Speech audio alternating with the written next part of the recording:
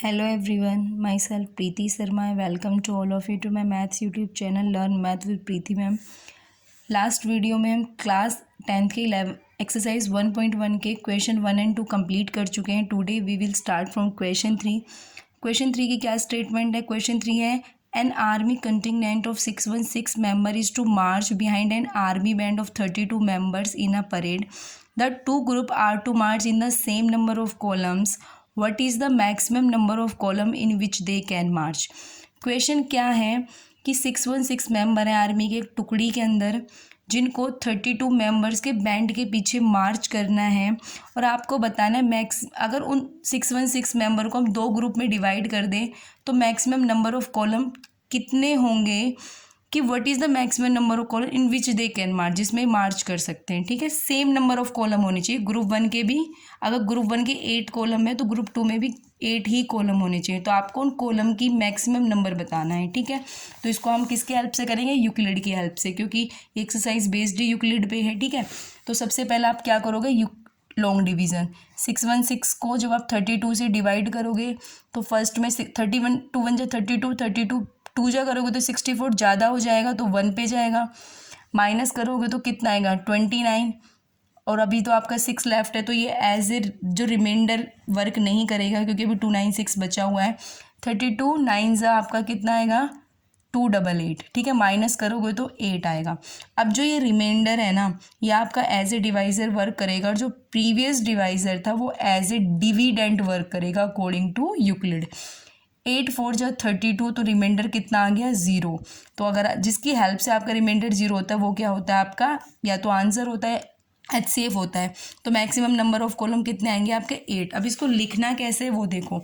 Step 1 में आप लिखोगे since 616 greater than 32 so we will use Euclid division lemma. Lemma क्या है? Dividend is equal to divisor into quotient plus में remainder. ठीक है, तो 616 को आप क्या लिखोगे? 32 इंटू 19 प्लस में 8. स्टेप 2 की तरफ मूव करोगे, बिकॉज जो फर्स्ट स्टेप है उसमें आपका रिमाइंडर 0 नहीं आया. 8 is not equal to 0 and 32 greater than 8, so we will use Euclid division lemma. Lemma का यूज़ करोगे तो आप 32 को क्या लिख सकते हो? 8 इंटू 4 प्लस में 0. तो आपका रिमाइंडर अब क्या आ गया? 0. रिमाइंडर 0 आ गया, मतलब HCF 616 एंड 32 का कितना आ जाएगा? 8. दैट इज जिस मैक्सिमम नंबर ऑफ कॉलम में आर्मी मेंबर को परेड करना है वो कितने होंगे आपके? 8 होंगे. ठीक है, now come to the question 4. Question 4 में क्या कहता है? Use Euclid's division lemma to show that the square of any positive integer is either of the form 3m or 3m plus 1 for सब integer. तो यहाँ पे कुछ हिंट भी दिया है, वो आप लोग रीड कर लेना.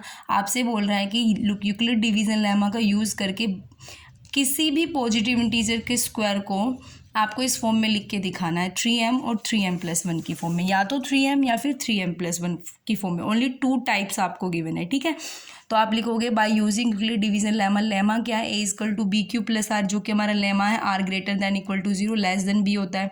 यहाँ पे आप लेट करोगे कि ए जो हमारा एक्स है, बी कितना गिवन है, यहाँ से कंपेयर करोगे तो 3 आएगा, और आर की जो वैल्यू होती है वो greater than equal to 0, less than b, that is 3 होगी.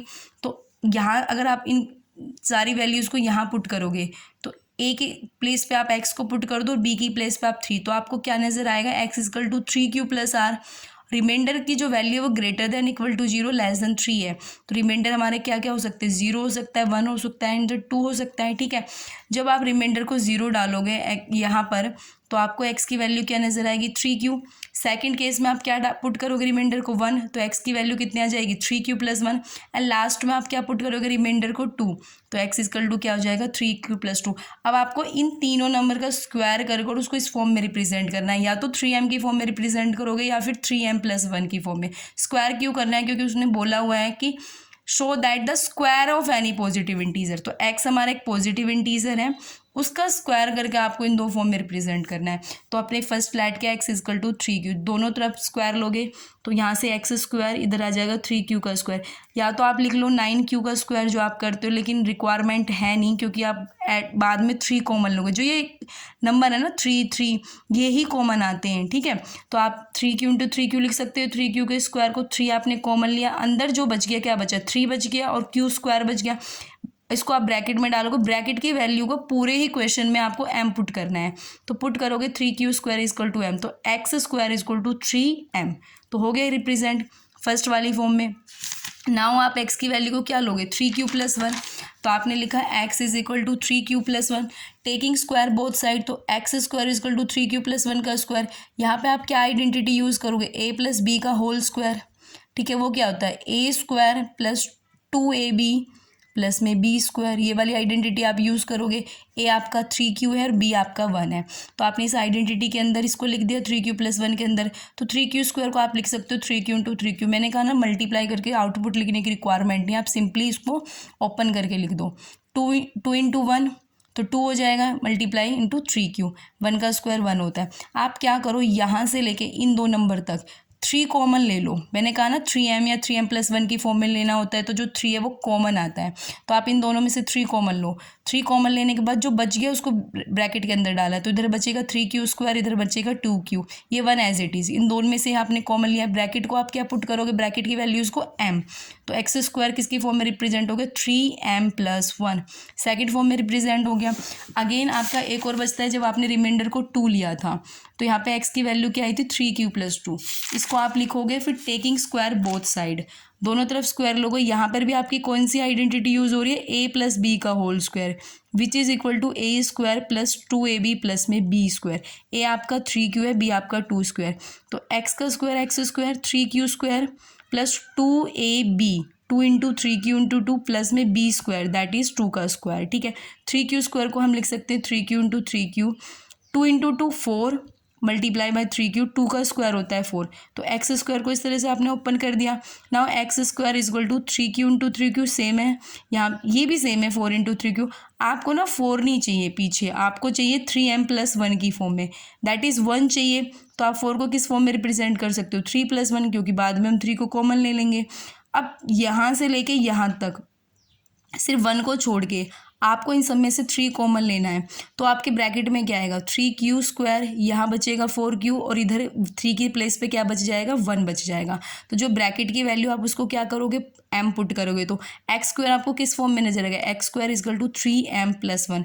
तो आप लिख सकते हो कि स्क्वायर किसी भी पॉजिटिव इंटीजर का 2 टाइप में रिप्रेजेंट किया जाता है, या तो 3m की फॉर्म या 3m प्लस 1 क्योंकि ब्रैकेट में आपने देख लिया अगर 3q प्लस 2 या 3q प्लस 1 लेते हैं तो वो 3m प्लस 1 की फॉर्म में रिप्रेजेंट होता है, अगर आप सिर्फ 3q लेते हो तो वो 3m की फॉर्म में रिप्रेजेंट होता है। Now come to the question number 5। Question number 5 भी सेम है, बस उसमें क्यूब लेना है आपको। कह रहा है use Euclid division lemma to show that cube of any positive integer is either of the form 9m plus 1 और 9m प्लस 8। यहाँ पे क्यूब लेना है और 9 को कॉमन लेना है क्योंकि 9m की फॉर्म में आपसे बोला गया है, ठीक है। तो आप सेम पहले यूक्लिड डिवीजन, यहाँ तक का जो स्टेप है ना आपका, इतना स्टेप जो यहाँ तक का है वो सारा क्वेश्चन 4 की तरह है बिल्कुल। आप यूजिंग यूक्लिड डिवीजन लेमा लिखोगे equal to B Q plus r वे, remainder greater than equal to 0 less than b है। एक को आप रिप्लेस करोगे x से, b को आप रिप्लेस करोगे 3 से और remainder greater than equal to 0 less than 3 के बीच में लाई कर जाएगा, ठीक है। तो इसके according x is equal to 3q plus r, फिर r की वैल्यू क्या क्या हो सकते हैं 0 1 2, ये ले सकता है रिमाइंडर आपकी वैल्यूज़। जब आप रिमाइंडर को 0 डालोगे यहाँ पे तो x की वैल्यू 3q आएगी, 1 डालोगे तो x की वैल्यू क्या आएगी 3q प्लस 1 और 2 पुट करोगे तो x की वैल्यू क्या आएगी 3q प्लस 2, ठीक है। यहाँ तो क्वेश्चन 4 की तरह था।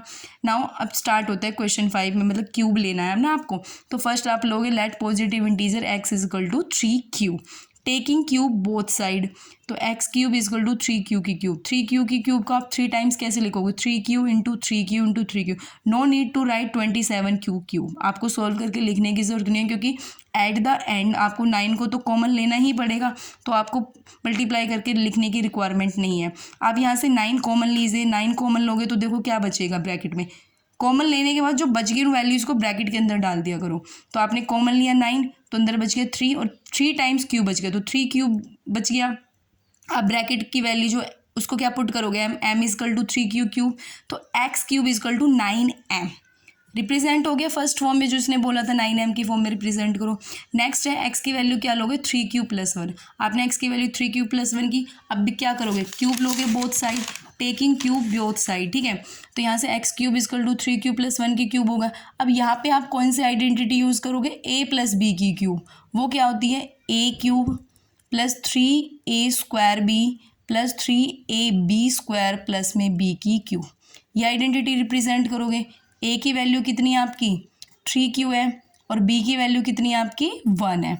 तो इसके अकॉर्डिंग आप लिख लो a की cube plus 3a² into b plus 3ab² plus में b की क्यूब। ठीक है, 3q की क्यूब को आप लिख सकते हो 3q into 3q into 3q plus में 3 इंटू 1 3 हो जाएगा। 3q के स्क्वायर को आप लिख सकते हो 3q इंटू 3q। तो यहाँ पे आपका क्या आएगा, इसको सॉल्व करके 3 इंटू 3q इंटू 3q। ठीक है, सेकंड जो बच गया 1 का स्क्वायर आपको पता है 1 ही होता है और 3 इंटू 3 आपका 9q। ठीक है, प्लस 1 की क्यूब भी क्या होता है 1 होता है, क्योंकि 1 को तो कितनी बार आप मल्टीप्लाई करो 1 ही देगा।